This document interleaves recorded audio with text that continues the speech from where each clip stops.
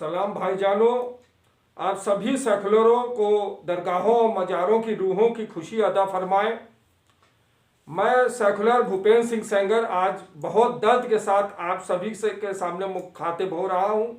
आप सभी सेकुलरों को सभी सेकुलर चैनल पे आए और दुख में शरीक हों।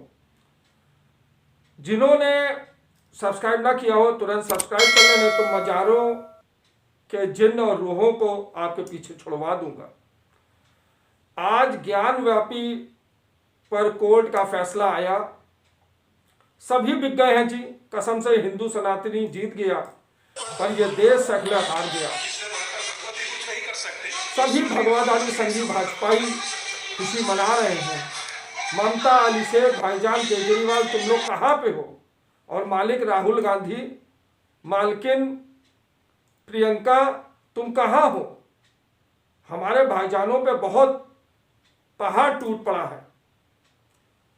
खैर, तुम जनेऊधारी राहुल गांधी, ब्राह्मण, शिवभक्त, ये पादरी से क्या बुलवा रहे हो अपने सामने? भारत माता का तो गाली बकता ही है, साथ में हिंदू देवी देवताओं को भी गाली बक रहा है। पूरे हिंदुओं का वोट बैंक खत्म करवा दोगे तुम। तुम्हारे परिवार के कांग्रेसी शंकराचार्य तुम्हारी ताजपोशी किए बगैर अंतिम इच्छा लिए चले गए। 8 सालों से मोदी की खिलाफत, भगवाधारियों की सरकार से पीड़ित राम मंदिर बनने नहीं देना चाह रहे थे। मुहूर्त तक की बिल्कुल गलत बता रहे थे। पूरा निर्माण भी नहीं देख पाए। ऐसे सेकुलर संत और होने चाहिए। आपका जाना हिंदुओं को और मजबूत करेगा।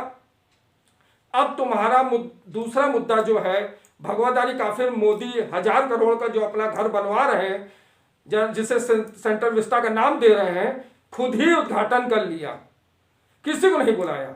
हमारी मोहतरमा ममता दीदी को भी नहीं बुलवाया। ममता दीदी इससे बहुत नाराज हैं और कह रही है भड़ाम से खेला हो बे। सबसे ज्यादा दुखी दीदी सुभाष चंद्र बोस की मूर्ति का अनावरण से है, क्योंकि सुभाष चंद्र बोस का एकाधिक अधिकार जो है सिर्फ टीएमसी बंगालियों के पास था। अब हमारी मजहबी ममता सरकार पूरे बंगाल के हर चौराहे पे सुभाष चंद्र बोस की मूर्तियां लगवाएंगी। खैर, इतिहास यह है कि देश अब नेहरू गांधी की शांति के से आजाद जो करवाया गया था, पर अब उनकी मूर्तियों की जगह अंग्रेजों की बगावत करने वाले नेताजी की मूर्तियां लग रही हैं संसद भवन में। हमारे मजहबी बापू गांधी तो दूसरा गाल बढ़ा देते थे तो अंग्रेज भाग खड़े होते थे। मजहबी नेहरू एडविना के पैरों पे नीचे बैठ के उनके पैर दबाते थे ताकि देश आजाद हो। कई मिनटों के बाद मिनटों से लोहा लिया गया, तब जाके देश आजाद हुआ। जंगलों में भी कई को बीवियां टहलाते थे।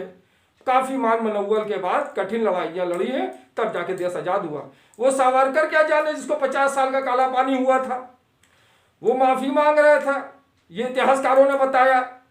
नेहरू गांधी की कांग्रेसी चाहते थे कि भगत सिंह भी की तरह मार दिया जाए, लेकिन सावरकर था संघी, बहुत बुद्धिमान अकलमंद निकला, वो अपने आप को बचा ले गया, नहीं तो वो भगत सिंह की तरह फांसी चढ़ जाता।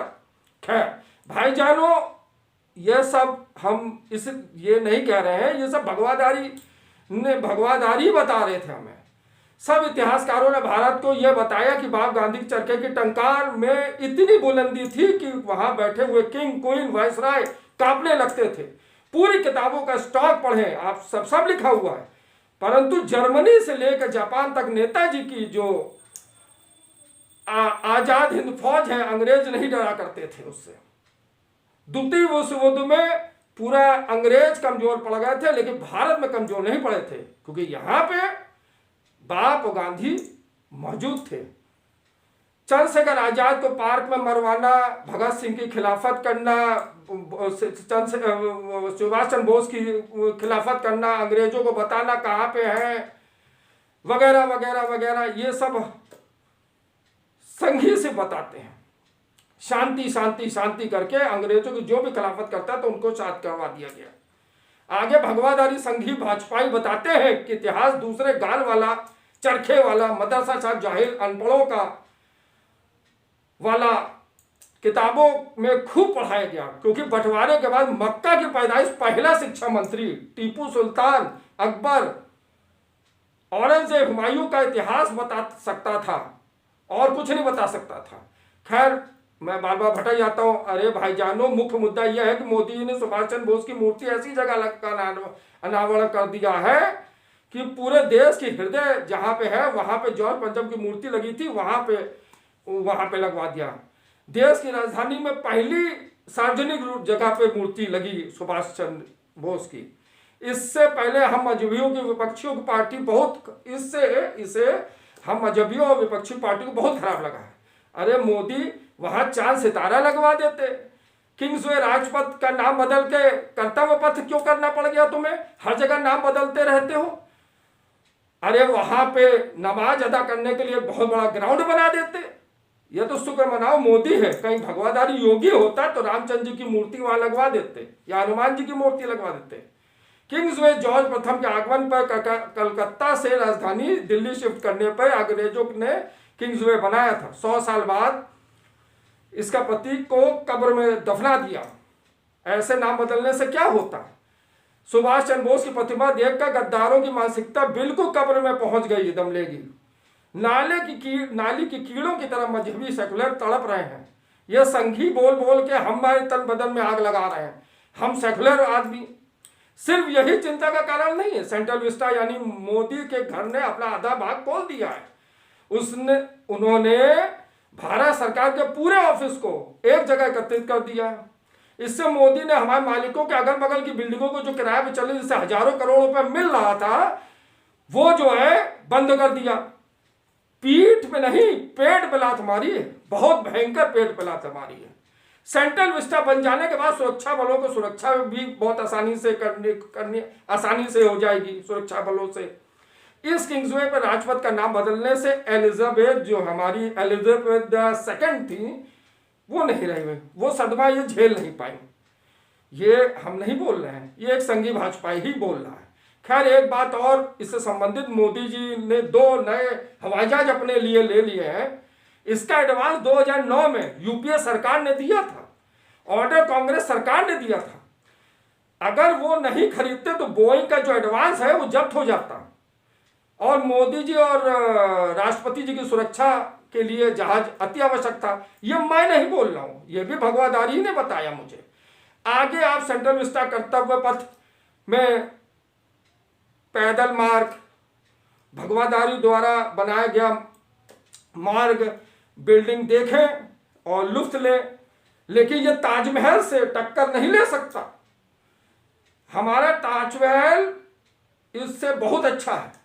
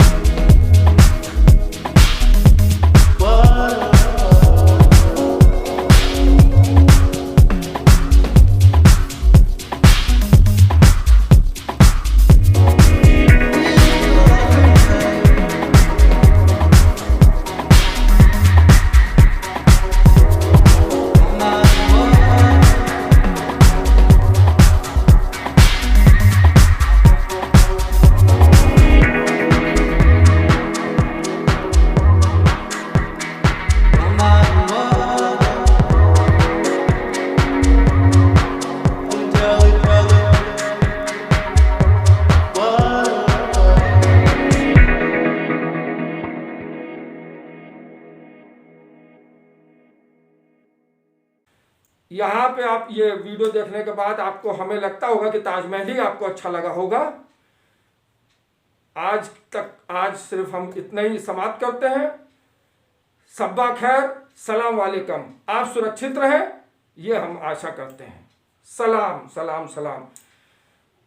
केजरीवाल, राहुल गांधी, प्रियंका गांधी, जिन्नाबाद जिन्नाबाद। सब लोग अमर रहें, अली शेख भाईजान अमर रहें, सभी लोग अमर रहें। आदाब।